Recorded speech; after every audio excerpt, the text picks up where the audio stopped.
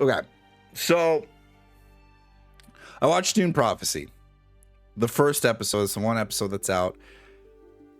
I right off the bat, I would say I would not recommend this show to someone who is a fan of the first two Dune movies. And that's mainly because this one has a different vibe to it.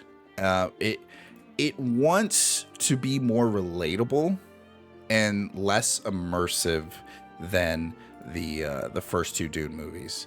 And I think that's a big fall off, or that's a big let go for people who are actual fans of the movies.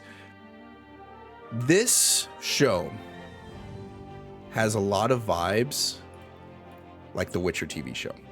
And if the first, and I'm not talking about just like the first season, I'm talking about like season 3, even like season 2, because it's trying so hard to be relatable, it has more of a modern feeling to it.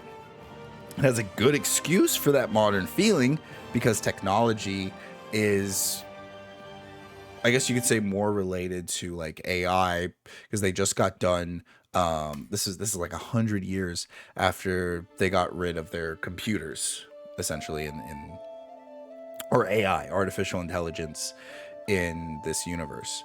So you'll see weird things that look like they should be in iRobot or Blade Runner.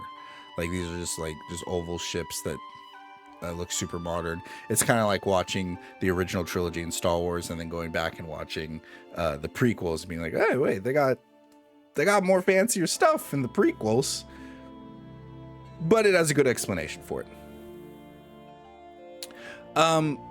When it comes to relatability, a lot of these characters, there's no stakes. There's nothing that really makes you gripped other than the mystery of like what's going to happen next. And I don't think that's enough when it comes to a TV show or any type of media, for example. I don't think it's enough to just feel what's going to happen next. I need to understand what people have to lose in the matter. And they don't give us that feeling. There's not, I think Game of Thrones was really good about that. It was really good about showing us like, hey, this person cares about their children.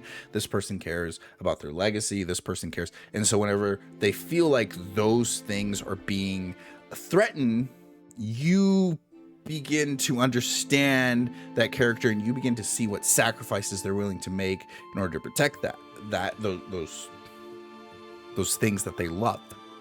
Yet with Dune Prophecy, the characters don't necessarily show how much they care about. They don't really have an identity other than the fact that they're struggling through something that the audience may be able to relate to. Like, I'm stuck in an arranged marriage when I want to be with someone else. I'm trying to lead these people with the path that I believe in, even though I might have to make decisions that are morally questionable.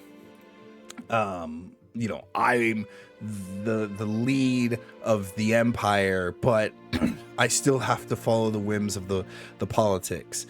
And so these are all things that like someone may be able to self-insert themselves into, but it stops at that.